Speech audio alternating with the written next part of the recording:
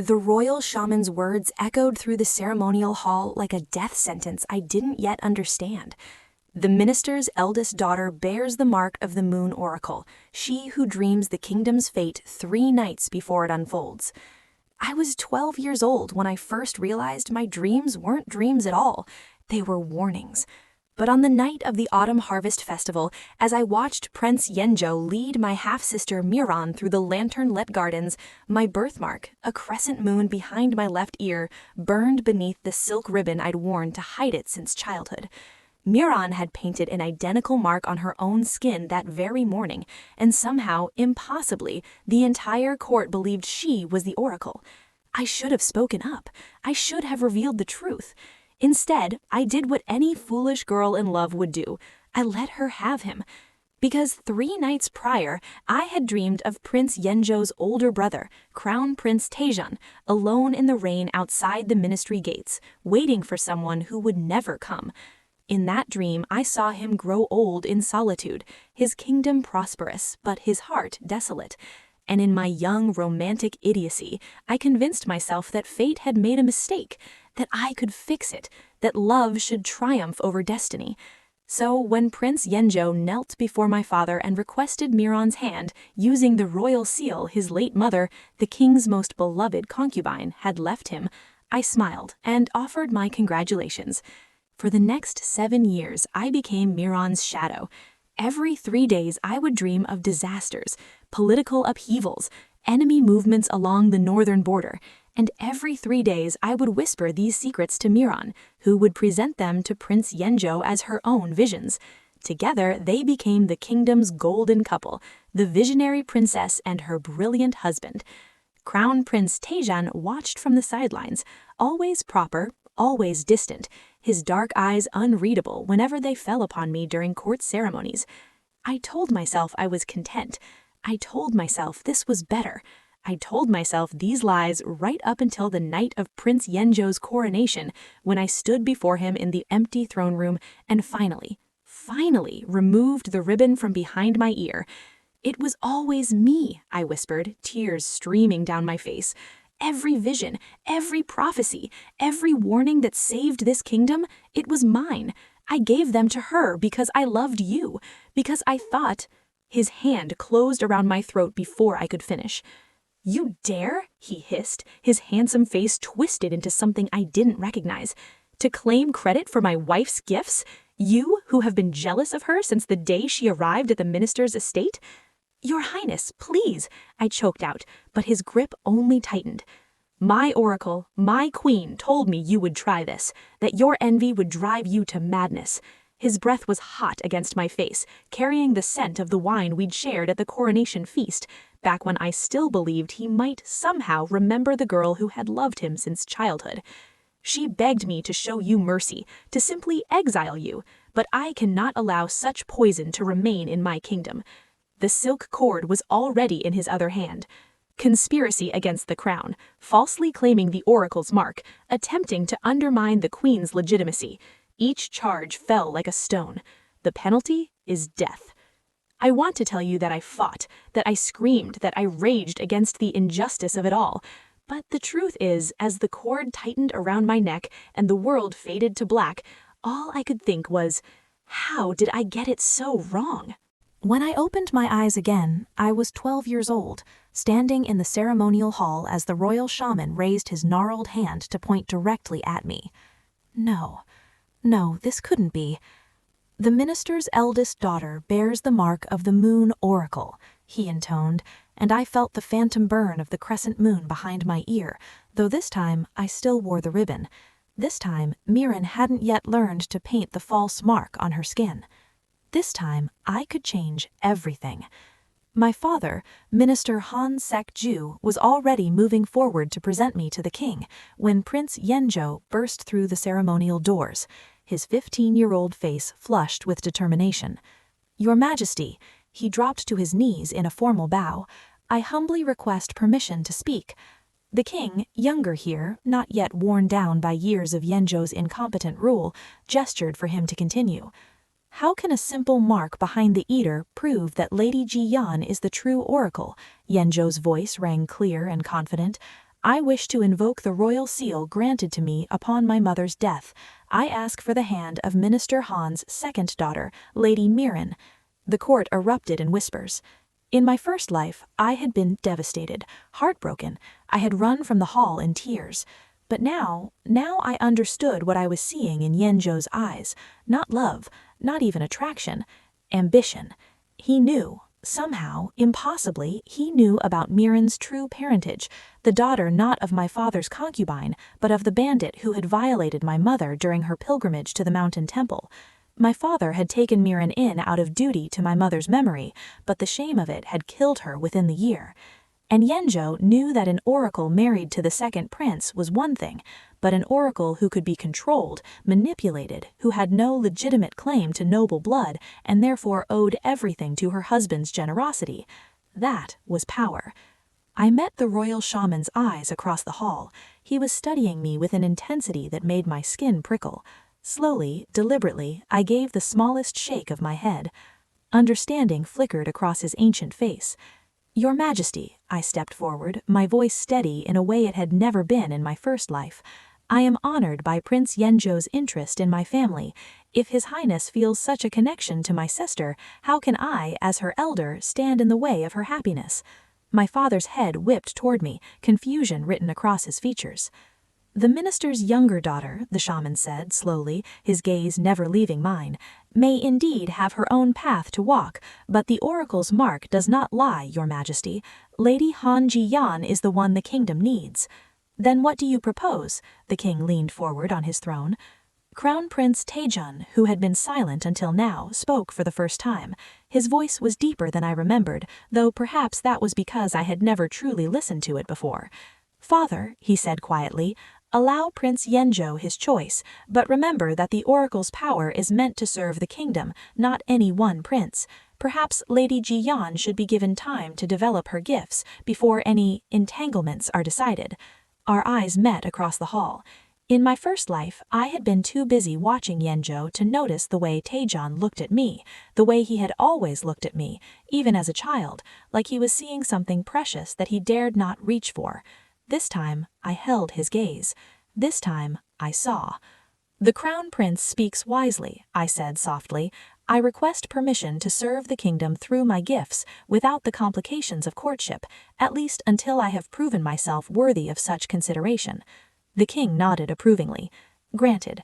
Prince Yenjo, you may pursue the hand of Lady Mirin, as you have invoked your mother's seal, but Lady Ji-yan shall serve as the kingdom's oracle, under the protection of the crown prince, until such time as her powers are fully understood." I could see the calculation in Yenjo's eyes. This wasn't what he wanted. He wanted me discredited, Mirin elevated, himself positioned as the only prince with access to prophetic power. But he couldn't argue, not without revealing his true intentions.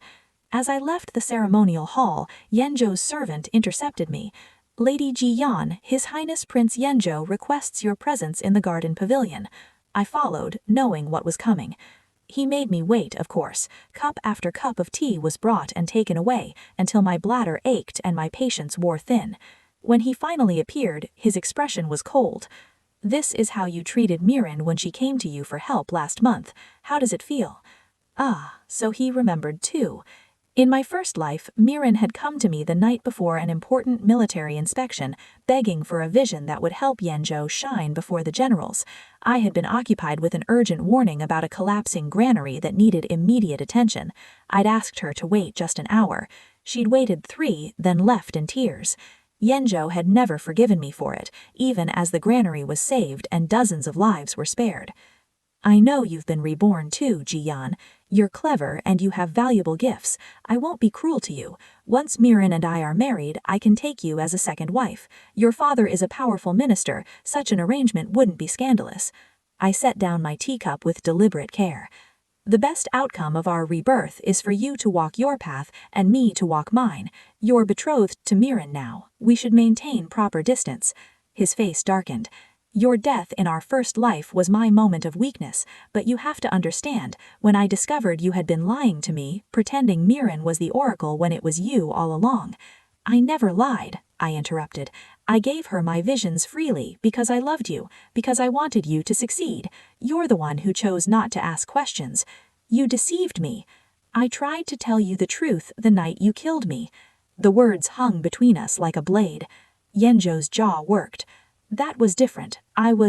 I reacted poorly, but in this life, if you simply cooperate, if you share your visions with me through Miran as you did before, I can protect you, I can give you status, comfort. I don't want your protection. I stood, smoothing my skirts. I want you to leave me alone. His hand shot out, gripping my wrist. You think Crown Prince Taejon will treat you better. He's cooled, Jiyeon. Everyone knows he's incapable of warmth. At least I'm offering you affection. You're offering me servitude. I pulled my wrist free, and I'm declining. The royal edict arrived at our estate 3 days later.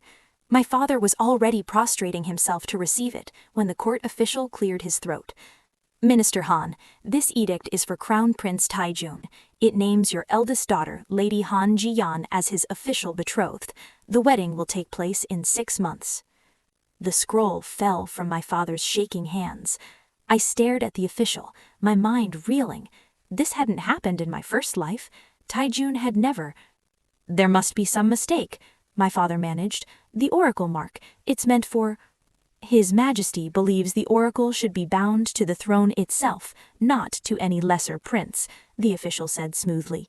"Crown Prince Taejun requested this arrangement personally.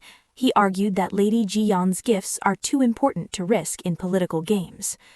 My heart was pounding so hard I thought everyone must hear it. Taejun had asked for me? That night, I dreamed for the first time in this new life. But this dream was different from any I'd experienced before. I saw the throne room, 20 years in the future.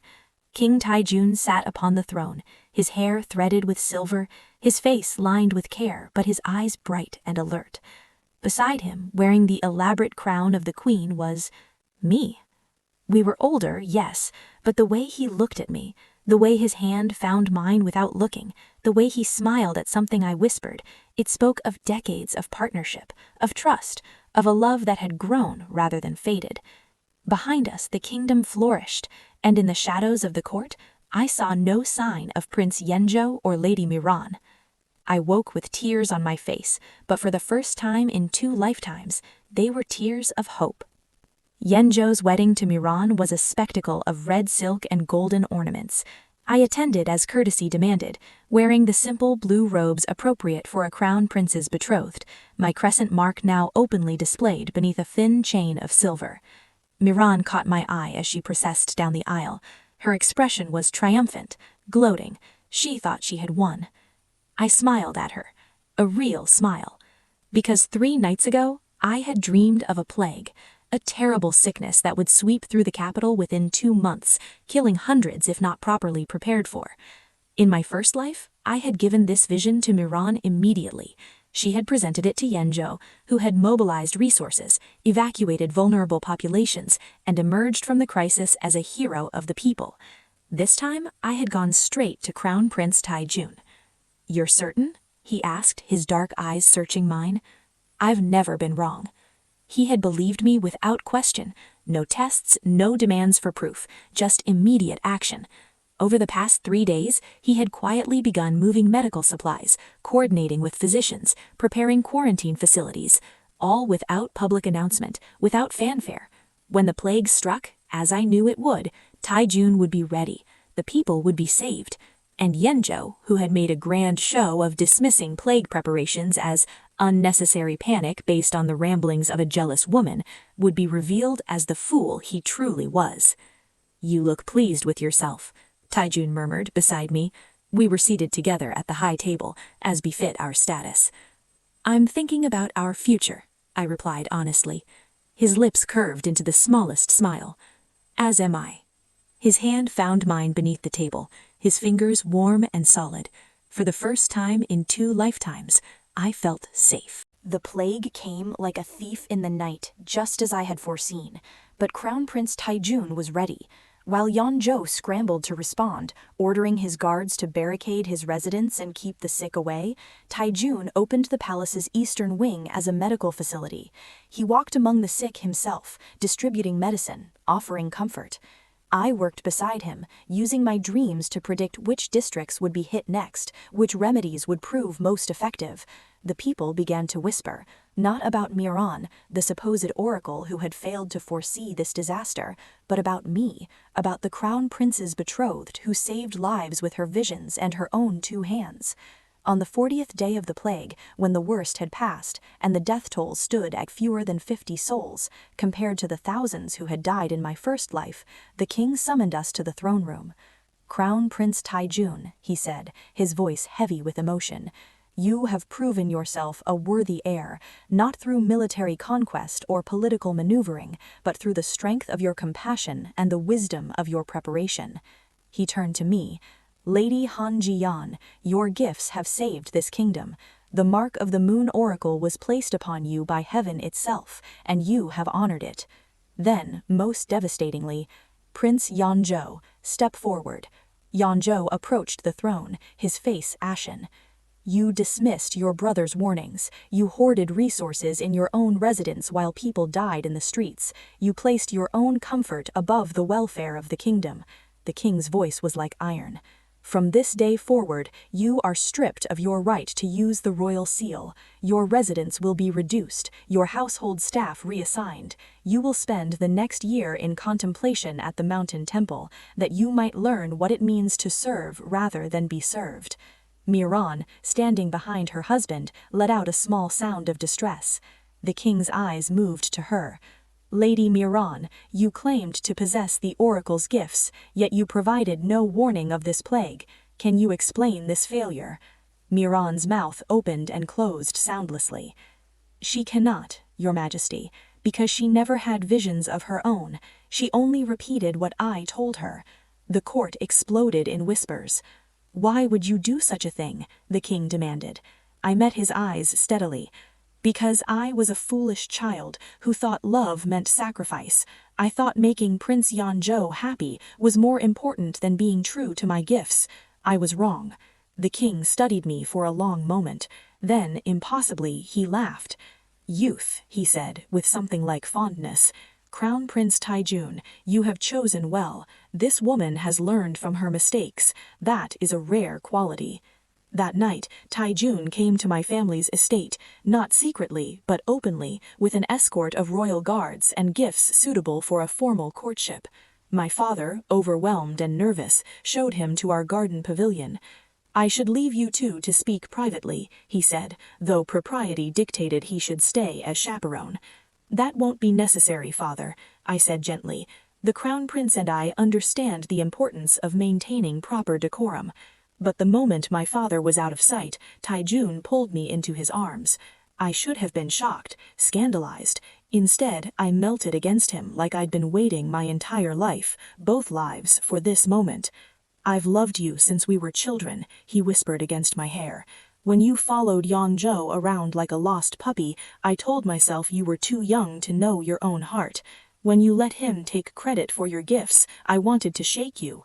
When I heard how he killed you in your first life..." I pulled back to look at him. "You remember?" "Every moment." His eyes were fierce. "I died 3 years after you. Poison, arranged by Yanzhou once he realized I knew the truth about Miran. I've spent this entire second life terrified you would make the same choices again, that I would lose you to him once more." "Never," I breathed. "Never again." He kissed me then, soft and desperate and full of promise. When we finally broke apart, I was breathless. "The rumors about you being cold, incapable of passion..." "Encouraged by me," he admitted. "In our first life, every woman I showed interest in became a target for Yanzhou's schemes. I learned to hide what I felt, to protect the people I cared about by pretending not to care at all." "You protected me," I realized, "even when I didn't deserve it." "You always deserved it, Jian."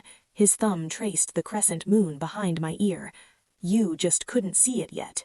The next 6 months passed in a blur of wedding preparations and political restructuring. Yanzhou, upon his return from the mountain temple, was a changed man. quieter, more contemplative. He sought an audience with me once, formal and proper, with Taejun present. "I came to apologize," he said, his eyes on the floor, "for my first life and for my behavior in this one. You deserved better." "Yes," I agreed. "I did. Miran and I have discussed it. We want to leave the capital, start fresh in the southern provinces.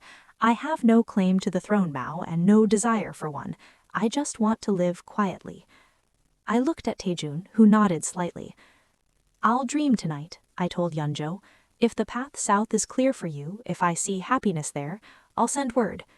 That night, I dreamed of Yeonjo and Miran in a small house overlooking the sea. They were older, simpler, and while there was no great passion between them, there was peace, contentment. I sent my blessing in the morning. My wedding to Crown Prince Taejun was held on the first day of spring. I wore the elaborate robes of a crown princess, the train so long it required 4 attendants to manage. The crescent moon behind my ear was decorated with tiny diamonds that caught the light. But the most beautiful thing wasn't my dress or my jewels. It was the way Taejun looked at me as I walked down the aisle, like I was his entire world, like he still couldn't quite believe this was real. "I love you," he whispered as we bowed before the ancestral tablets, words meant only for me, breaking every rule of wedding ceremony protocol. "I love you too," I whispered back. That night, in the Crown Prince's residence, as he carefully removed the pins from my hair and pressed kisses to my temples, my cheeks, my lips, I finally understood what I had been too blind to see in my first life. Destiny wasn't about birthmarks or prophecies or visions of the future. It was about choice, and I had chosen right this time. "What are you thinking?" Taejun asked, his voice soft against my ear. I smiled, pulling him closer. "I'm thinking that I can't wait to see what we dream together." His laughter was warm and rich and full of promise. "Then let's start dreaming, my oracle." And we did. 10 years later, I stood in the throne room beside King Taejun, wearing the crown of the queen, and watched as our eldest son was officially named Crown Prince. The kingdom had prospered under Taejun's rule. The people were fed, protected, and most importantly, heard. Every major decision was made with careful consideration of my visions, but also with input from ministers, scholars, and common citizens alike. We had learned, together, that power was nothing without wisdom, and wisdom was nothing without compassion. In the audience, near the back, I spotted 2 familiar faces, Yeonjo and Miran, visiting the capital for the first time in years. They looked healthy, content. When Miran caught my eye, she smiled. A real smile, without malice or envy. I smiled back. That night, as Taejun and I lay in our chambers, his head on my shoulder and my fingers running through his hair, I thought about the girl I had been in my first life, the one who had loved so desperately and so foolishly. I didn't regret her anymore. She had loved wrong, yes, but she had loved fully, completely, without reservation. And that capacity for love, once redirected to someone worthy of it, had become my greatest strength. "What are you thinking about?" Taejun murmured sleepily. "I'm thinking that I used to believe I could see the future, but I was always looking in the wrong direction." He propped himself up on one elbow, his eyes warm in the candlelight. "And now?" I pulled him down for a kiss, slow and sweet and full of everything we had built together. "Now," I whispered against his lips, "I'm exactly where I'm meant to be." The moon rose outside our window, full and bright, and for once I didn't dream of disaster or danger or political intrigue. I dreamed of tomorrow, and it was beautiful.